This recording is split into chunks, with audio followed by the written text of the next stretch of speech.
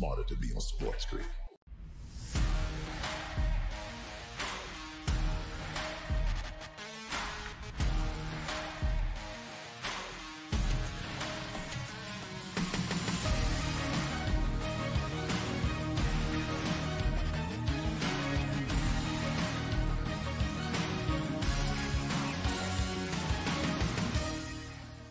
Live, it's Pro Football Today. Kevin Walsh, Donnie Rightside, and Joe Lisi right here on SportsGrid. Sell me something time. Yeah.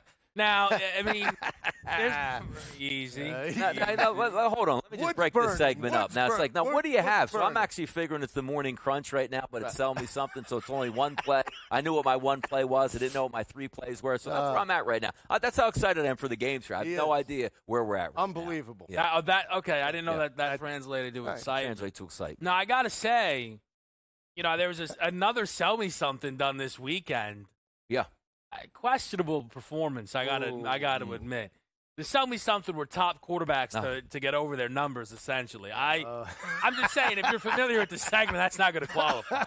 I mean, that's not going to work. We've gone over that ebbs and flows throughout the season on what makes sense and what doesn't. But, it's like, hey, look, can the quarterback throw for an extra 20 or so yards? You got to sell me on that. It's good scenes. I do like, though, and we'll leave it at this, an unsuccessful sell. I mean, an absolute anger in the room. Yeah, not on the same page. I don't know. It's how it looked. For anybody not aware, sell me something. You find something, and on the surface, you go, and then you look at it, and you go, all right, this looks tangy. It's not an all plus money, despite what else you may have heard. Last week, what did we do Sunday? Sell me something. Come on, who can remember? Nothing. Somebody figure it out. So long ago. I mean, who even played on that Sunday slate? That was what, the Detroit. Detroit and Tampa Bay. Oh, I did the total touchdown yardage. Terrible.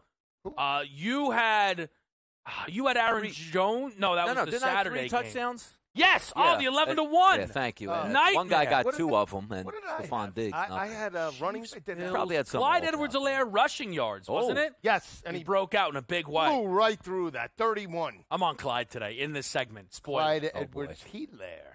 Radio audience, love to have you. Sirius XM channel 159. Kevin Walsh, Donnie Rightside, Joe Lisi, Pro Football Today. All right, go ahead, Joe. All right. So, what is a BGP? BGP, big game player, OBJ, baby. Right. Last 4 games has a total of only 5 receptions. So I didn't take his receptions total. I altered it to 4+ at plus 320. Going to break out. I love his over yards as well. Opened up at 22.5, down to 21.5. But give me the receptions at plus 320. OBJ eats tonight, Donnie. He should eat tonight. $15 million guaranteed this year. Did you see the breakdown, by the way, going around on X this week? 423. Yeah, X, Twitter, social media, getting back up. By the way, $422,000 per catch for OBJ this year. All right, that's there you amazing. Go. You're really big into the lack of Odell production per dollar so far. So let me ask you. So that fits Sell Me Something. It's an ugly bet. 5 receptions last 4 games. Here's why I really don't like it. Even better. Here's what I'm not. But no, I'm just curious. Now, if he gets 4 catches, I'm going to go to Donnie with this. Okay. Donnie. Yeah. Crystal ball. Odell has 4 catches. Yes. How many yards does he have? 61. I mean, I'm doing both. Oh, are you? So you're holding out on the yards? Okay. Oh, I'm saying I'm the yards alt. The yards alt is up to 70, 80 plus. I have him at 11 to 1. Guy's got 1. Yeah, but see, that's why it's a good sell me something. Yes, I like that. Yeah. Okay, so then there you go. So exceptions. All right, but. What? No, go ahead. But somebody said that we needed to start doing a little I give you the running backs. I give you Najee Harris 3 weeks ago. That was good. Right? Clyde Edwards-Helaire, 9.5 rushing yards. Yep. Now OBJ. What about the Singletary? You don't even hype up the Singletary anymore. Well, the Singletary was just, that was too easy. Really? I mean, I got to double check. I saw apparently CMC under 19.5 rush attempts is the new popular play of the week. Ooh. Don't do that. I don't know. That's what I don't do it. So really? Last week I was on his 18.5. Really? I imagine a lot of people watched the show. Great breakdown, great pick. They sent it up. A number of people came in. Professor Walsh giving out the grades today. Not bad. Listen. So right. What do I get? C minus? No. I really liked your portion of this segment. That's an A. All right. How do you think Donnie files it up here? F. Go ahead. Baltimore Ravens today. Let's keep it simple here. Now, some might say the two-time MVP, or will be two-time MVP, Lamar Jackson should air it out today. Joe likes OBJ. I think Bateman has a big game. Mark Andrews coming back to the fold. But no, we're going to the ground game. Shocker, right? The Ravens don't run the football that much. Well, how about this? Plus 155 price for the Ravens to get into the end zone twice on the ground today at a plus 155 number. Come on now. Do I even have to sell you on this? No, three-headed beast, Justice Hill, Dalvin Cook, Gus Edwards, and Lamar running it. I mean, come on. Boom, boom, boom. Where's it go wrong? Who doesn't score? Lamar doesn't score today? Well, Dalvin Cook. Lamar gets in twice today? So that is the what a beautiful thing that is, though. Yeah. Because the Lamar numbers are so short now that it's the playoffs. You know that they can run it inside there. The worry would be just if it's a super low-scoring game, whatever it might be. But I'm curious for you, because I know you like the over. Yes. But are you okay with 1.5 rushing touchdowns, or we need to air it out? I like it for Donnie. I mean, for Donnie, I hope he gets it. I think Lamar has a breakout performance today. So I think it's all the secondary receivers. I altered Zay Flowers as well to 70+. We'll get into the crunch. And I have Lamar 250, 275 area today. Now, by the way, real quick, though, you saw like Lamar last week, 100 yards, 2 touchdowns. You say to yourself, well, why don't you just go for like the plus 115 on Lamar? Yeah. He doesn't have that Josh Allen, Jalen Hurts season where it's like every game he's scoring. No. There's a lot of donuts on that season for Lamar Jackson. Okay, but just on that quickly. Yeah. That is why last week I hated his touchdown score, despite thinking it would probably – I'm not betting him at plus 100 when he doesn't score. I'm not betting him at around Josh Allen numbers when Josh does – what Josh did against the Chiefs is what he did all season long. Right. But I think because that game was tied at half, 10 up, he then all of a sudden said, you know what, I have to take this game over. I'm not losing it. No, and I think that's how, so keep an eye out. And he was marvelous. Also, just again, if anybody needed a refresher, your abnormal categories work very nicely and Sell Me Something, and that is abnormal. I couldn't find it. I don't know if you guys can maybe even help me during the break. I am very curious, and I would have loved to give it out here, but I couldn't find it. The sack prop total for this game, because I think there is a world that whoever ends up trailing could be behind it, right? If Lamar, by chance, ended up behind in this game, he's going to run around. 4.5, I would say? That's usually the range, regardless, with varying juice. But you mentioned, Don, that Mahomes hasn't been touched yet. True. And he's been impossible to get to. But now you take Tooney away. It's a number I'm really interested in. Yep. Look, I've done a lot of ladder climbing during the postseason in this segment. I'm trying to put a W on the board for people. I don't think this should be a hard sell. Clyde Edwards-Helaire over 16.5 rushing plus receiving yards. It's just his prop. I am a little bit surprised that this is out there, though, because instead of betting 9.5 rush yards or 5.5 receiving yards, this is something he's hit in both playoff games. He hit you had him last week in Sell Me Something. He had that one run. And one thing I know they're not the same type of running backs, Joe, but McKinnon last year hit this in every playoff game. Injured Pacheco. Can I get 3 or 4 extra snaps at a CH to get over low number? Absolutely, and get him out in space. He sets up his blocks perfectly. Veteran, and in this type of game on the road, it's a good look. That is a good look. I just figure with the Pacheco injury, too. Look, Pacheco comes hobbling off the field at the end of the first quarter. That doesn't tell me 20 more carries are coming his way. Absolutely. I did look for the alt rush receiving on CEH. They were not hanging it. We'll get some postseason leaders for you after the break.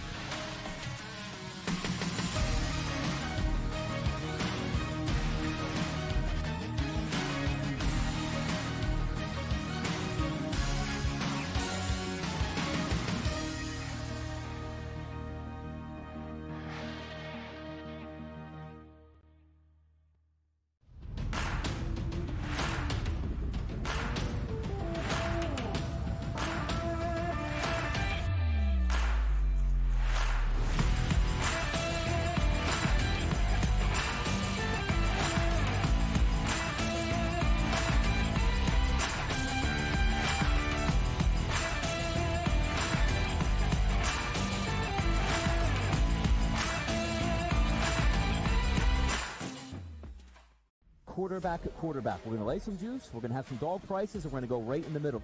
Because I don't know what they're doing. To me, they're in a complete rebuild, Kev.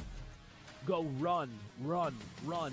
That's where overbackers on this 51.5 shot. So right now, we saw a little bit more over money, but it's hovering right around. The winner of this game will be the division favorite. I don't care if they win, because all we care about is the money, baby, the money. Pro Football Today. It's smarter to be on SportsGrid. The Chargers have the 5th pick in the National Football League draft.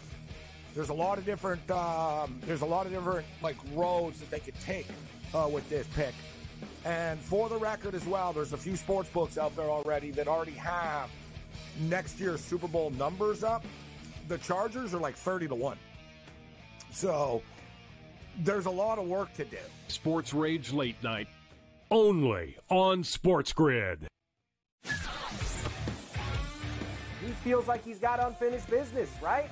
He won the national championship, did what he said he wanted to do going back to Ann Arbor. And, he coached, I think, with the Raiders as an assistant and then got the job with the Niners and then went to title games, went to Super Bowls, lost to his brother. And I think you're right, unfinished business, go back, try to win a Super Bowl.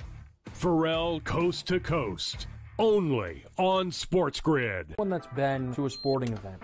The atmosphere before a game, I think Game Time Decisions has that same exact atmosphere. This is our arena.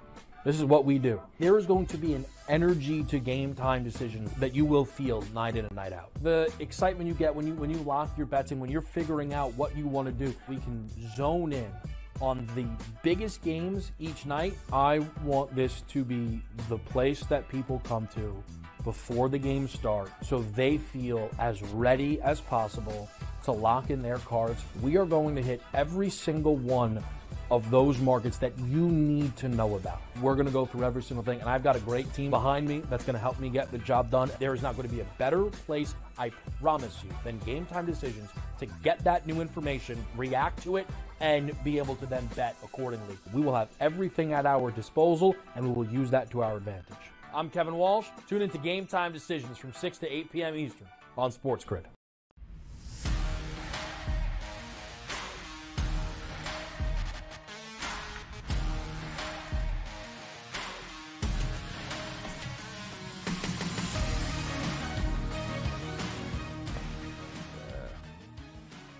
Back with you here on SportsGrid. It's Kevin Walsh, Donnie Rightside, and Joe Lisi. I don't know if this will be the last time we get to do playoff leaders, and I only say that because I just don't know if they'll hang them after today. Really? All right, interesting. Wow. Oh, you asked this guy to go one tab up. Is this on the menu? What is this? It's on the playoff. I know. Yeah, don't tell me I know. All right, who's leading the postseason in passing touchdowns? Jared Goff. Who is? Doesn't matter. Baker Mayfield. It is Baker Mayfield with 6. Baker is also in the passing touchdown category the favorite, which I think is pretty interesting because obviously Baker is done throwing touchdowns for the remainder of the postseason. If you look at the current quarterbacks that still are playing, Goff has 3, as does Mahomes. Lamar has 2. Brock Purdy only has 1. There's nobody else available in this market. So the notion is, if you like the Chiefs today, Mahomes at plus 250, then very well could line up. He would need to throw 4 for the next 2 games if you like Kansas City. If you like Goff to win today outright, he would need to throw 4 between 2 games at 4-1. I think the market that people would look to is potentially either Brock Purdy's plus 350 or Lamar's 6-1. I will ask you this, Donnie, as somebody who does I feel like you're most confident, despite it being a shorter line, in the Ravens winning today's game compared to the Niners. Lamar has 2. How do you feel about Lamar in 2 more remaining games, throwing 5 passing touchdowns and hitting the longest number at plus 600? Possible, but also you got to take a look at the gamescape as you're getting there.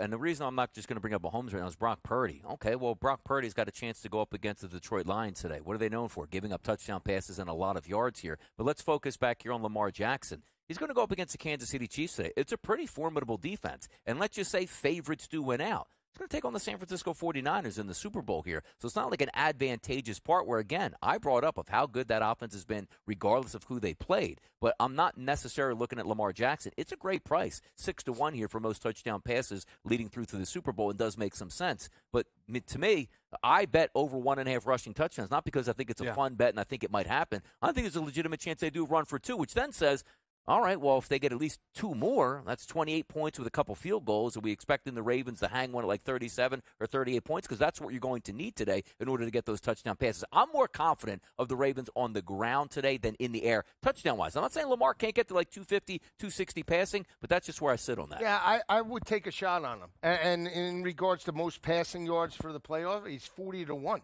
right now. Yes. That's a pretty good price if you expect him to break out like I do in terms of 250 plus. And let's not forget, he did have a pretty good performance when they beat up the San Francisco 49ers as well. So if he does match up with them, potentially with the extra week of preparation, it's worth a shot. I like Lamar today through the air. I think they're going to have success. I think in order to run the football, they need to throw it, score, and again, if the game script is wrong, I'm wrong, but I'm willing to take a shot with Lamar at 40-1 and 6-1 respectively. And I think a big number like that, 40-1, Joe, look, if they win, then he will play the same amount of games as Pat. So from that angle, you go, okay, look, I'm going to be in the mix, right? And I know you think now the thing is you think the Lions can win. It'd be close to impossible, I think, for Mahomes or Goff to win their game and then not win in this market. That is the one thing I would say, because that extra game, I think, is just going to be far too much to make up for anybody else. So that is why I think these markets are incredibly fascinating, due to the fact that the winner matters so much. The market that I am a little interested in a long shot is most playoff receiving touchdowns. And, again, this is actually not even listed on FanDuel, but it is available on DraftKings. 45-1, Deebo Samuel. So I'm curious, Donnie, what you think about Deebo today in all of his props, but especially the touchdown score, because this is something that I've seen you identify a number of times this postseason. Sam Laporta, right? In that opening game against the Rams. Listen, I don't know what he's going to do, but he'll probably catch a touchdown because that's where he's most valuable. What did he do? He caught a touchdown. Deebo today, plus 130 to score. He was, and you didn't get a fair chance at it, your best bet to score in the game against Green Bay. Yeah. I expect Deebo today. Now, could be on the ground. We know that's possible. But I do think Deebo's got a very good chance to be in the end zone in this football game. But you know what the angle to play in this, too? Because the market is most playoff receiving touchdowns. Yes. Not most touchdowns. Yes. So if we're saying Deebo Samuel is going to play in this football game, you know what I don't see?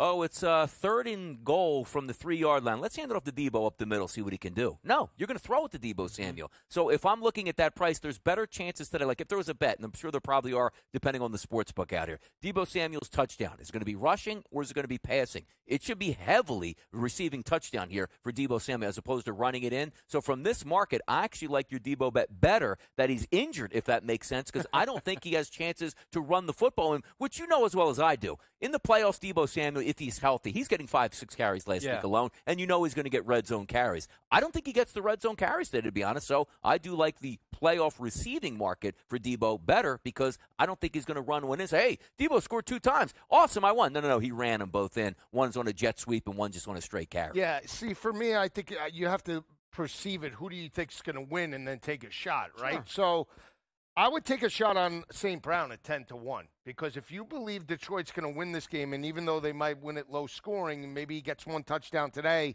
the potential of playing in the Super Bowl, maybe against the Ravens or the Chiefs, I still think they could put up some points in regards to that ball game. It's a Super Bowl at 10-1. It's the number 1 target for Jared Goff. I like that look as well. I mean, if we're looking other players, I mean, I like Zay Flowers at 50-1. And again, it just goes into, I think they're going to eat through the passing attack today. I believe it'll be OBJ in terms of, the intermediate routes, but Zay Flowers can definitely get into the end zone once, maybe twice, if they're going to score at least 3 touchdowns, right? So 50-1 for that? It's long, but also the counter is now like, who? If you would have said over the last 3 years, hey, Baltimore, who's your best red zone target? He's coming back today, Superman and Mark Andrews. Do they have a number on him? And Isaiah Likely on the opposite side at that point. Andrews. Yeah, Likely's 30-1, has one from last week, but again, I think those red zone targets are going to flip over. But it's all price point. Right. You know what I mean? Zay scores today, you get the Super Bowl, you never know what happens. If you're asking me, saying, you know what, Donnie, who would you like? Plus 750 George Kittle. I just think there's a legitimate chance because today you're going to be throwing touchdown passes. Put it this way. I like George Kittle to score a touchdown today, which means another touchdown for him, and then you move it into the Super Bowl. I'll tell you this, Joe. If you do want the Lions shot, I think you go to the rushing touchdown market, and you take Gibbs 9-1, Montgomery 7-1. Yeah, 17 to 1 on Montgomery. That's incredible. Yeah, I think those would be the interesting guys.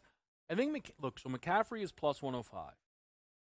Aaron Jones has 3. Lamar has 2. Pacheco has 2. Josh is gone, but has 3 as well, same number as Jones. If you like the Niners to win this game, the McCaffrey thing at plus 105 has to be very, very tempting. It has to be. Because So the thing is does he have a receiving touchdown today kind of becomes the question, because he's obviously more than capable of that, but I fully expect to see him. Here's the thing. Does anybody here today, no matter, expect McCaffrey to not score in this football game? I know we're talking about a number that's around minus 400, but does anybody think that someone's going to keep him out? No. I mean, he still had, 92 yards last week in a touchdown. And again, the only thing that you would throw over would be if Debo was healthy and stole some of those intricate red zone carries, which is what you need. And we've shown Kyle Shanahan, he doesn't go to any backup running backs here unless it's a worst-case scenario. So, yes, if you're just saying to yourself, is he going to score? You had free money to put down. I'm saying yes all day long. I will add this actually quickly, because I don't know if we'll ever relitigate this whole Super Bowl MVP debate. Mm-hmm. I actually think today's game is important for the Super Bowl MVP if the Niners advance. If the Niners advance today and Brock Purdy plays poorly again, that is really going to damage that conversation going in, because it'll be 2 playoff wins in 2 games where people go, see, it doesn't matter. If he has a big game like the market suggests, multiple passing touchdowns, close to 300 yards, it'll be a balancing act here. But if you get another CMC 150 yards of offense, 2 touchdown day, the conversation is really going then into that game. 2 weeks of it, by the way. McCaffrey's the guy, McCaffrey's the guy, McCaffrey's the guy. It's something to consider. We talked to Adam Kaplan, NFL Insider, next year on Pro Football Today.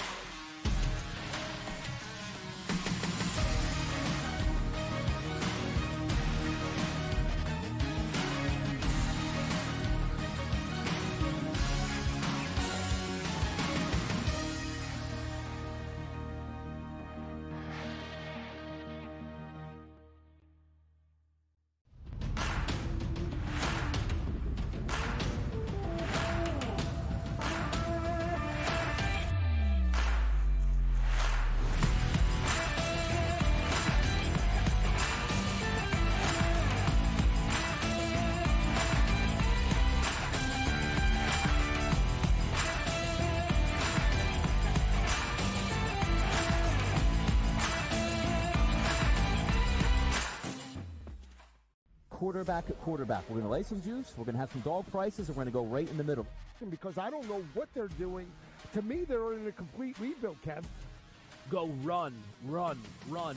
That's where overbackers on this 51.5 shot. Right now, he's a little bit more over money, but he's hovering right around. The winner of this game will be the division favorite. I don't care if they win, because all we care about is the money, baby, the money. Pro Football Today. It's smarter to be on SportsGrid. The Chargers have the 5th pick in the National Football League draft. There's a lot of different roads that they could take with this pick. And for the record as well, there's a few sports books out there already that already have next year's Super Bowl numbers up. The Chargers are 30-1. So there's a lot of work to do.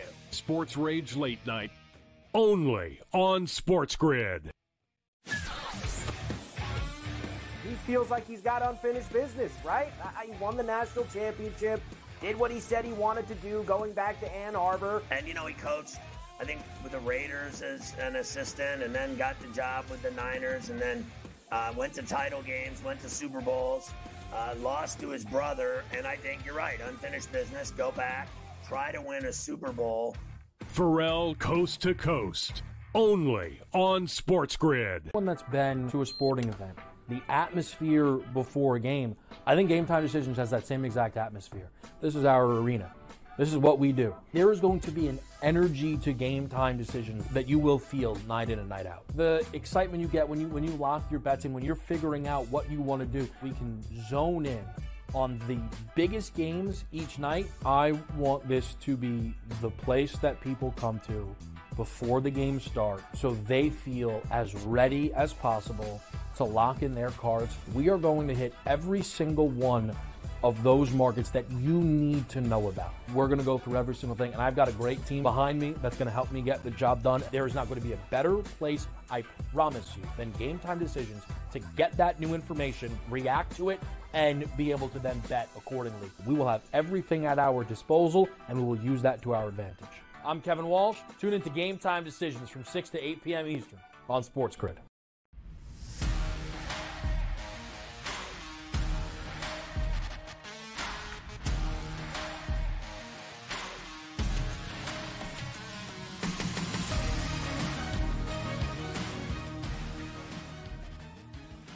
Live here on Sports Grid, now joined by NFL insider Adam Kaplan. Cap, excited to talk to you here, especially with some good news in Philly.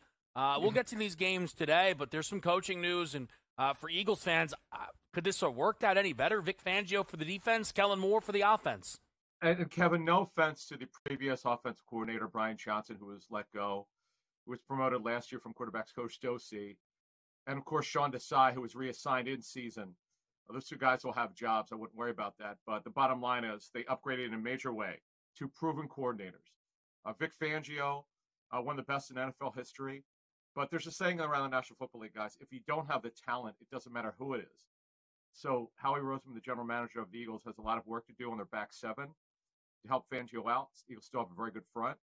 But the bottom line is they got the best guy available, who they tried to not only hire guys last year, but he had agreed to terms with the Dolphins, so he didn't change his mind.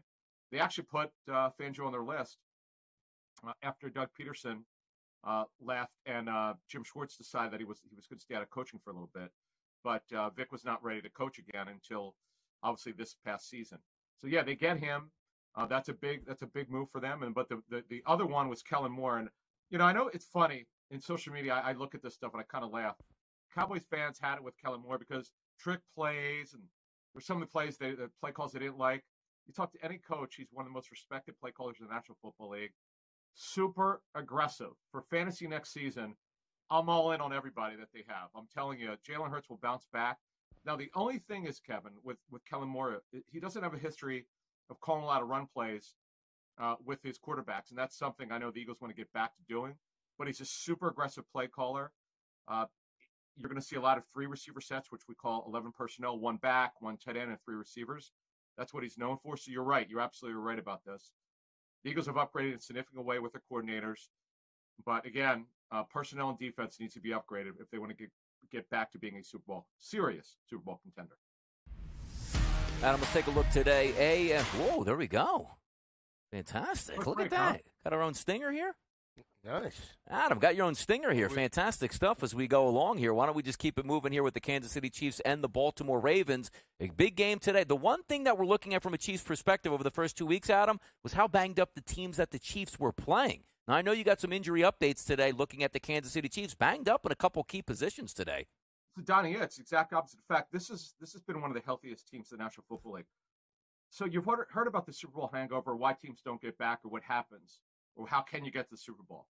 Like the Eagles last year had all 22 starters that were available in week 1 against the Lions at 22 available in the Super Bowl. The Chiefs have been super healthy this season, save for a couple key players every now and then being out. But now you look at Derek Nottie, one of their starting D tackles, who was put on IR with his elbow injury. Willie Gay, who's a terrific player, great run stopper. He's got these neck spasms. He's had this for a while now. They held him out of Friday's practice. They're hopeful that he could play. But that would worry me if he can't play. Drew Tranquill, who came over from the Chargers, would start. Tranquill's been a starter in this league for a long time, but he's not the physical presence that Willie Gay would be. So that would worry me a little bit. Joe Tooney, their outstanding left guard, one of the best left guards in football. He won't be able to play with his pectoral strain. So, Donnie, you're right, setting this up. Of the two teams, there's no question that the Ravens are the healthiest. And by the way, Marlon Humphrey's going to play today. I know they listed his question, but what I understand is unless something happens in pregame warm-ups where he has a setback with this lingering calf injury, he is going to be back in the lineup, and that is huge news. In fact, they're pretty much going to have everyone available on their 53-man roster for this game, and that's the thing with injuries, man. It's a tough deal this time of year. Oh, by the way, with the weather, yes, it's supposed to rain or probably going to rain, but it was 60 to 70% yesterday. Now it's 30 to 40%, but wind won't be a factor. I'm not really worrying too much about the rain anymore. I thought Farrell made a good point on Friday. The only thing that you're concerned about is ball security with the running backs, but the thing is, both teams have played through bad weather this season, so I'm not worried about that. Cap, big ball game in Santa Clara. We know Deebo Samuel comes back for San Francisco. Detroit dealing with some offensive line issues with Jackson and Ragnow. What are you hearing in regards to this matchup? Yeah, Joe, the thing with Frank Ragnow, he's up to 4 injuries. He's going to play today. There's no way he's missing this game, but you do worry about his ability to stay in the game once you get going and with that physical play from the 49ers defensive front, which is arguably the best of the National Football League. So you do worry about that. And then Jonah Jackson, a terrific player, is not playing, one of their starting guards, and that would worry me a little bit. Otherwise, Khalif Raymond, their punt returner won't play. He's had this lingering knee injury. He's their fourth receiver, but he'll do gadgets. He's a short area guy, running after the catch. He's had some big explosive plays this season. It's another reason why Jameson Williams is playing as many snaps as he is. So yeah, if you look at both teams, guys, again, health is a factor when you're trying to, when lines makers look at this, and obviously if you're the wagering public, the Niners are the healthiest team now. Deebo Samuel's he had a badly bruised shoulder. It was not as bad as he first feared. So the testing showed just the deep bruise. He got treatment Monday, Tuesday, and Wednesday. Got a little bit of work in, responded well to that, took all his reps Friday. He does not he does not have a game status designation, which means he doesn't have questionable, doubtful, or out. Under the old system, he would be listed as probable that we had for decades. So he's good to go. Now, I heard you guys talking about this before I came on. Since he's cleared, the question would be, will they use him in the run game where he's devastating, where he's a change up to Christian McCaffrey? Because if you're looking at those fantasy props, as I call them, it's hard to see. The thing is, in practice, guys, there's very little physical play. You can't hit anybody. Yeah, you could push a guy, but you can't hit him. So you're always worried about that. And I understand he took treatment. He feels good. But you're always worried about what happens when he gets hit on that bruised shoulder. But he's good to go. But other than that, the Niners are ready to go here. And how about the betting public being heavy on the Lions today? That's interesting. Cap, I want to ask you about the openings that remain. And we've been hearing from Seattle that a lot of conversation now around the Ravens defensive coordinator, Mike Macdonald. When this job first came open, it felt like it was going to be Dan Quinn's to lose. Maybe he did with their defense's disastrous performance against the Green Bay Packers. What are you hearing around the Seattle job? Kevin, yes. So look, they know Dan Quinn. They won a Super Bowl with him. That knowing him is not an issue. They know what they're going to get with him. But Mike Macdonald is much younger than Quinn. He kind of came out of nowhere. Remember, he was with the Ravens as a position coach, then went to the University of Michigan, D coordinator, came back to be the D coordinator, one of the youngest coordinators in the National Football League. They want to talk to him, in person. You could do in-person interviews next week because remember, even if you lose, you could talk to them in person. And even if the team wins, we have a bye week, so teams are allowed to travel. They have to travel now. When I first started covering the league, they would let coaches travel. They don't do that anymore. You have to travel to see them. So he would be a guy they want to talk to. He's dynamic. And I'm really interested to see who his coordinators would be. If Macdonald is going to get serious consideration, Quinn still has a very good shot to win it. And by the way, with Washington, Ben Johnson is a guy that they really like. This has been in my reporting on Pro Football Network and in my columns. It's a guy that they really like. But I'll tell you what, I know Lions fans are hoping that he doesn't get a head coaching job because think about this. Pharrell and I were talking about this Friday. If Jared Goff loses Ben Johnson as his OC, you can't think he's good. Goff has revived his career in a major way under Ben Johnson. That would be a worry. Now, Tanner Angstrad, who's their pass game coordinator, who took over that role from Ben Johnson, he's a guy internally, or Mark Brunell, that they would look at potentially in-house if Ben Johnson does get that Washington job. Adam, let me ask you a quick question there about Jared Goff also, because it looks like a big-time extension is coming for Jared Goff this offseason. And as you said, if you have Ben Johnson moving on, a lot more question marks come up in the air. Is that their franchise guy, like Goff, no matter what, moving forward, regardless of wins coming in this NFC Championship game, he's going to be there long-term? So, Donnie, he's signed through 2024. Everything has worked out well. Super high-character guy. It's been great. It's been a great marriage. The good thing is, the coach, Mark Brunell and Angstrad, who I talked about, they've been with Goff.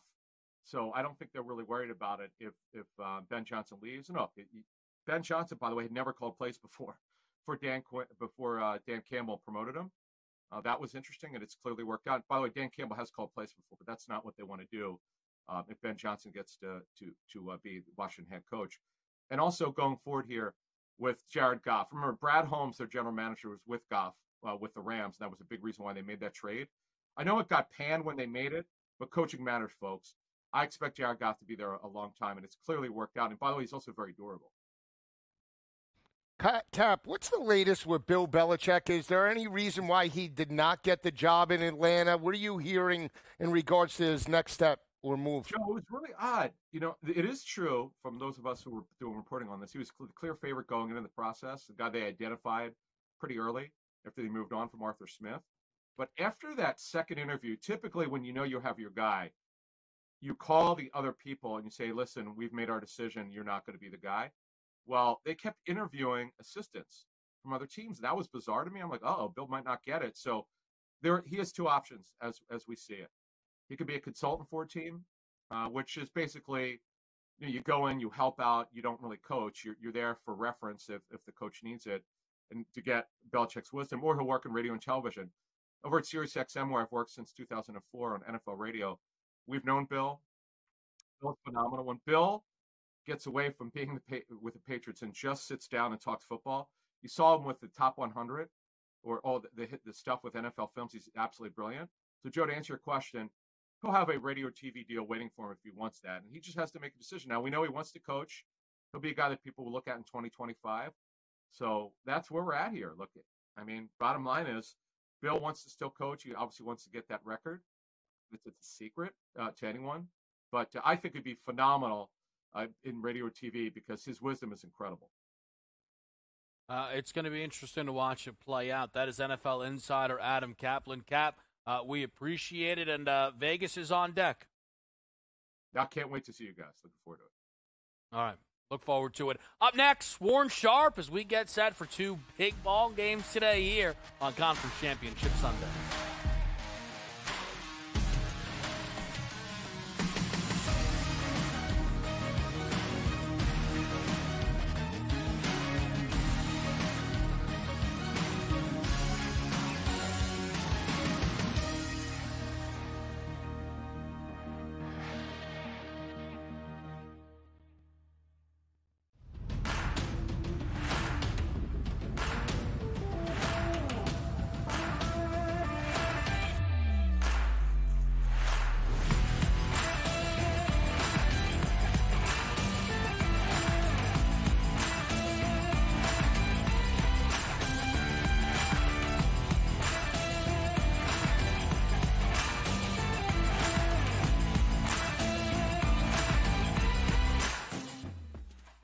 Quarterback at quarterback. We're going to lay some juice. We're going to have some dog prices, and we're going to go right in the middle.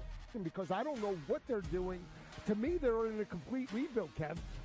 Go run, run, run. That's where overbackers on this 51.5 shot. So right now, he's a little bit more over money, but it's hovering right around. The winner of this game will be the division favorite. I don't care if they win because all we care about is the money, baby, the money. Pro Football Today. It's smarter to be on SportsGrid. The Chargers have the 5th pick in the National Football League draft. There's a lot of different like roads that they could take with this pick. And for the record as well, there's a few sports books out there already that already have next year's Super Bowl numbers up. The Chargers are like 30-1. So there's a lot of work to do. Sports Rage Late Night, only on SportsGrid. He feels like he's got unfinished business, right? He won the national championship, did what he said he wanted to do going back to Ann Arbor. And, he coached, I think, with the Raiders as an assistant and then got the job with the Niners and then went to title games, went to Super Bowls, lost to his brother. And I think you're right, unfinished business, go back, try to win a Super Bowl. Pharrell Coast to Coast, only on SportsGrid. One that's been to a sporting event. The atmosphere before a game, I think Game Time Decisions has that same exact atmosphere. This is our arena. This is what we do. There is going to be an energy to Game Time Decisions that you will feel night in and night out. The excitement you get when you lock your bets in, when you're figuring out what you want to do, we can zone in on the biggest games each night. I want this to be the place that people come to before the games start so they feel as ready as possible to lock in their cards. We are going to hit every single one of those markets that you need to know about. We're going to go through every single thing, and I've got a great team behind me that's going to help me get the job done. There is not going to be a better place, I promise you, than Game Time Decisions to get that new information, react to it, and be able to then bet accordingly. We will have everything at our disposal, and we will use that to our advantage. I'm Kevin Walsh. Tune into Game Time Decisions from 6 to 8 p.m. Eastern on SportsGrid.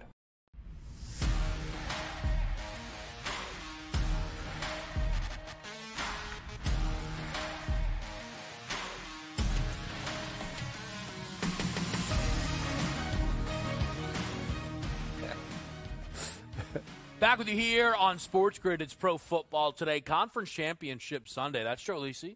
It's on the right side. Kevin Walsh. We're here with you again on SportsGrid, making it happen. Now joined by Warren Sharp. Warren, how are we feeling? It's a big 2-game slate today. Feeling jacked up, man. Can't wait. I'm really excited. Been waiting for a while for these games. It feels like these 3 o'clock East Coast kickoffs just come too late in the day. But, hey, we only got 2 games left, so juices are flowing, ready to go. Let me just be the first to say, hair looks great. Clearly a little grow out job there, and I think it's working. I should have put some gel in. I now feel I feel a little like I underperformed today there. I'm going to have to wake it up a little bit. But, Warren, let's start hot in Baltimore.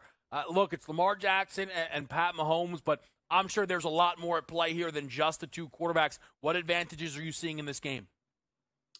I think the Ravens are going to look differently this week when they come out the gates, because last week they came out the gates slow, just like the Niners did. And I think we overlooked that a little bit. But when you look back historically, these teams that had those buys, there's only one in each conference.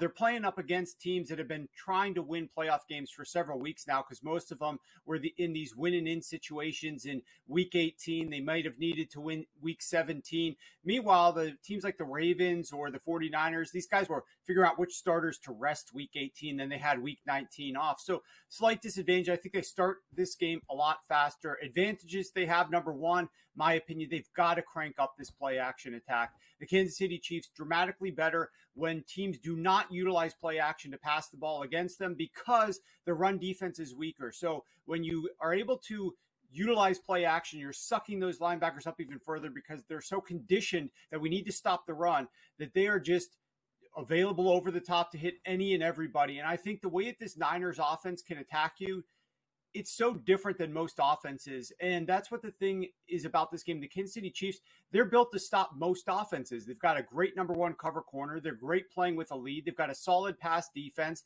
that can minimize your ability to come back in games. But where they're not outstanding is on the run game. They're not outstanding in the short passing game or the play action game, which is what types of plays that teams can call when they are leading or in a tight game. So I just think the Ravens have a lot of edges here. I'm looking for the Ravens to start out quickly and Ravens to be up in this one at halftime. I took a little bit on the first half money line for the Baltimore Ravens. Warren, if we focus in on this game and just take a look at Patrick Mahomes, through the first 2 playoff games, obviously both of those wins, but going up against an undermanned Miami Dolphins team, and same thing you can argue with the Buffalo Bills. Today, probably a different story. The Ravens coming in as healthy as you could possibly be on defense. What are we looking at from a Patrick Mahomes perspective? Is it more passing today because we don't know if Pacheco is going to be effective? Is it we look for a bigger day out of Patrick Mahomes because we might expect them to be down in the fourth quarter? Give me some looks here on Patrick Mahomes and what you think out of this Chiefs offense is going to be today. Well, the Chiefs, it's just going to be imperative that they do not sit back in 11 personnel and get forced to pass the football, because that's where this Ravens defense truly is one of the elite defenses. They rank number 2 in EPA per attempt allowed against passes from 3 wide receiver sets, which you have to do against this Ravens defense because they play with light boxes at the 3rd highest rate of any defense. You have to force them to play with a little bit heavier box. And there's 2 ways that you can do that, either via play usage and play calling, which is utilizing a little bit more of the run game to run them out of their light boxes, or by utilizing 2 tight end sets, which they rank significantly worse. They defend 2 tight end sets with the 10th highest rate of heavy boxes, and they rank as a number 23 pass defense. So they drop from a number 2, number 3 pass defense all the way down to number 23 if you pass on them when you are utilizing 2 tight end sets. So I think the Kansas City Chiefs, if they can get something out of Pacheco in this game, they need to do that because they need to be able to run the ball. They have to be balanced. And then secondly, they can force lighter boxes just formationally by utilizing some of those 2 to 3 tight end sets that they have and they like to use, but pass out of those formations, and they might be able to have a little bit more success than people think against this Ravens outstanding pass defense. Warren, I want to stick in that game, but look at the Ravens side. In regards to Lamar Jackson and the passing attack, we know Mark Andrews comes back. How effective do you think he'll be in this ball game? And talk to me about the secondary receivers like OBJ. So I took a long shot on OBJ to lead this game in receiving yards. That was at 22-1. I don't think it's going to happen, right? But I thought that the value was there because the reality is, for me, I think Travis Kelce is going to get minimized by the secondary and the great linebacking core of the Baltimore Ravens. And I don't know, maybe 50, 60 yards leads this game in receiving. I don't see a ton of like outstanding big receiving threats. Rashee Rice would probably be the next closest guy. And so maybe OBJ lands up with one or two catches and totals around 50 yards, and that could get you there. So I don't think that's going to win. I would not be banking on that winning. That's why it's 22-1. But as it relates to Lamar and this passing attack, look, I think that Mark Andrews, there's massive question marks, as we know. And so when there's massive question marks, I decided to go maybe the untraditional route, but what a lot of the sharper bettors like to focus on, and that is you fade that guy. You fade the guy in his first game back. So we took some under 3.5 receptions. We took some under for his receiving yards. But then in case he is utilized a lot more in the red zone and does end up somehow getting to 4 catches, I bet him to score a touchdown. And that obviously offsets some of the losses that I might have if he does end up with like 4+ catches. Hopefully one of those would end up being for a touchdown. And that's like, I want to say like plus 230, plus 240, something along those lines. So those, I did bet 3 props on Mark Andrews, got a little bit heavy involvement in him. They're not for large amounts, but that's one thing that I'm looking at today. I got to tell you, that Odell prop, right up Joe Lisi's alley. Love there. it. Let's move it over to the NFC side of things. Warren, a 7.5 point favorite for San Francisco. What are you seeing here? Tough game. I think that the Detroit Lions, where they like to focus, is going to be on the ground. They're going to have to get this ground game going. And they can run on the San Francisco 49ers, especially to the perimeter. They just have to be in a game state that's going to continue to allow them to do that. What I'm really interested in here is when Jared Goff does drop back to pass, how effective are those passes? We know that he likes to target the middle of the field between the numbers more than any other quarterback in the NFL. And he's actually number 1 in efficiency when targeting the middle of the field. So their passing attack is very focused and centralized. But defensively, the San Francisco 49ers are a top 5 pass defense in every single metric, including number 1 in lowest touchdown rate and number 1 in highest interception rate. So an interesting prop angle that I took here is I went ahead and took both Fred Warner at 12-1 and Dre Greenlaw at 15-1 to record an interception. So obviously small bets, long shot bets, but I figure with the negative game state potentially, Jared Goff throwing lots to the middle of the field, that's where these guys patrol. Of those 17 interceptions, Fred Warner led the team, catching 4 of the 17. Dre Greenlaw had 2 of the 17 this year on those passes that go to the middle of the field where they have those 17 interceptions.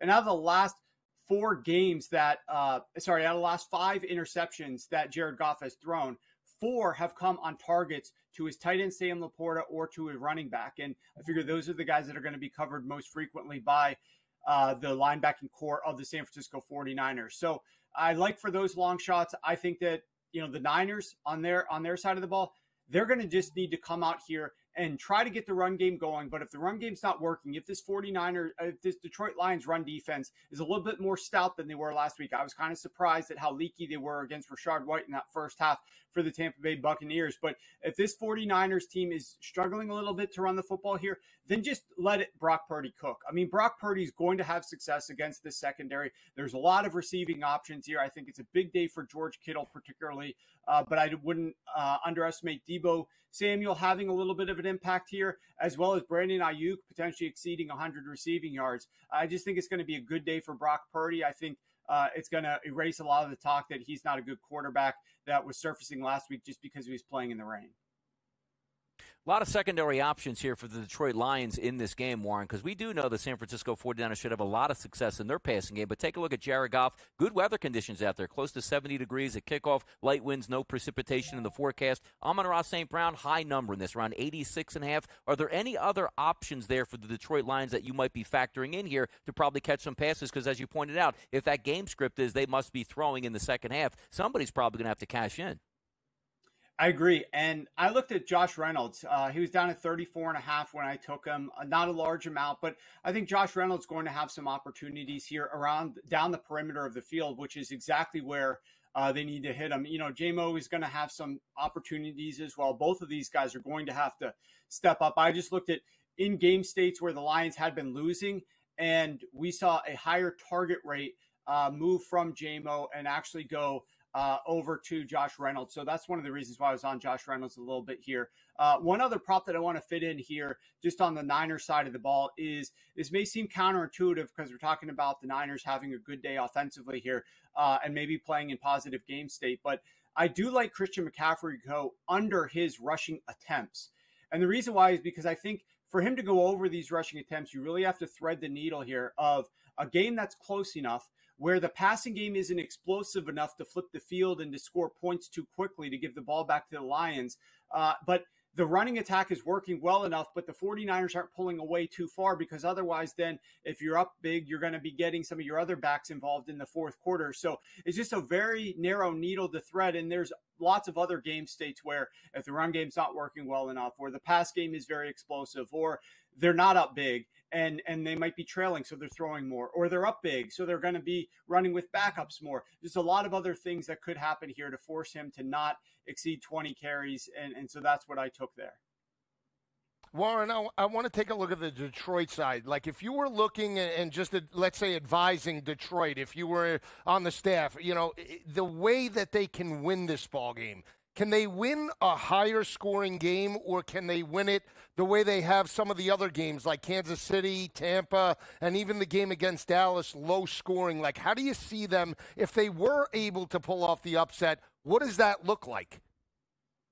Well, the hard part is I think their defense is what's going to cause them the problems. And so I don't know that their offense can dictate the score. Yeah, of course, if you're on the road and you're an underdog, my opinion is you always want to increase the variance of the game by reducing the play volume. And so you want to slow things down a little bit. You want to try to steal an extra possession. And you want to try to keep this game within that one score margin. The problem is if the 49ers are having success in scoring the ball when they have it, it's going to force your offense to come out of that trail mode and turn into this chase mode, or that mode where you can play whatever you want offensively. So I think it is going to be a challenge. I do think they have opportunities to win this game no matter what the game state is. Obviously, though, if it's a lower scoring game, it's going to allow them to have the opportunity with just one possession, one interception from Purdy, one fumble could make the difference. One fake punt that's successful could make the difference here. So you would prefer a lower scoring game for sure. It's going to be really interesting to watch play out. And Warren, I imagine that the second these games are final, you start to hit these Super Bowl markets?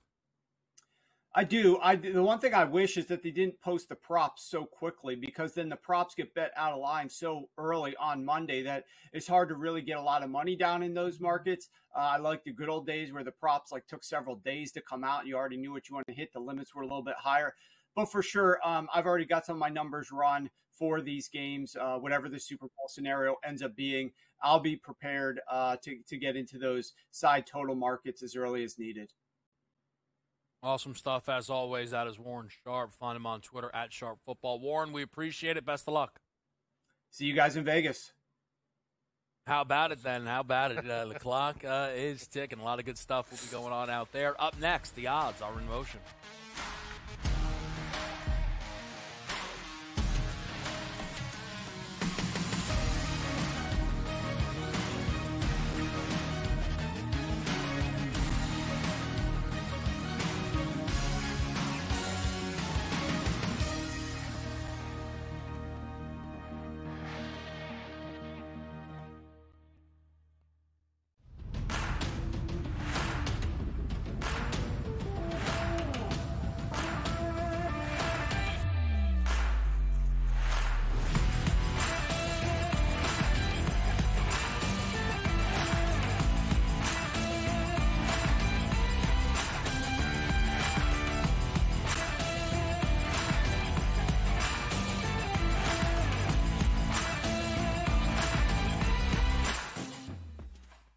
Quarterback at quarterback. We're going to lay some juice. We're going to have some dog prices, and we're going to go right in the middle.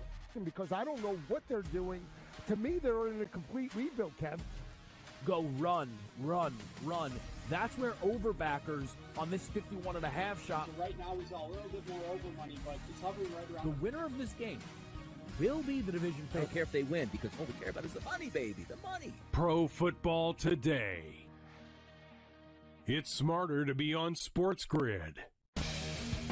The Chargers have the 5th pick in the National Football League draft. There's a lot of different like roads that they could take with this pick. And for the record as well, there's a few sports books out there already that already have next year's Super Bowl numbers up. The Chargers are like 30-1.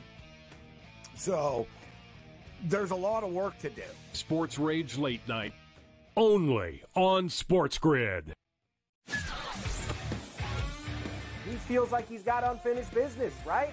He won the national championship, did what he said he wanted to do, going back to Ann Arbor. And, he coached, I think, with the Raiders as an assistant, and then got the job with the Niners, and then went to title games, went to Super Bowls, lost to his brother. And I think you're right, unfinished business, go back, try to win a Super Bowl. Pharrell Coast to Coast, only on SportsGrid. One that's been to a sporting event. The atmosphere before a game, I think Game Time Decisions has that same exact atmosphere. This is our arena. This is what we do. There is going to be an energy to Game Time Decisions that you will feel night in and night out. The excitement you get when you lock your bets in, when you're figuring out what you want to do, we can zone in on the biggest games each night. I want this to be the place that people come to before the games start so they feel as ready as possible to lock in their cards. We are going to hit every single one of those markets that you need to know about. We're going to go through every single thing, and I've got a great team behind me that's going to help me get the job done. There is not going to be a better place, I promise you, than Game Time Decisions to get that new information, react to it, and be able to then bet accordingly. We will have everything at our disposal, and we will use that to our advantage. I'm Kevin Walsh. Tune into Game Time Decisions from 6 to 8 p.m. Eastern on SportsGrid.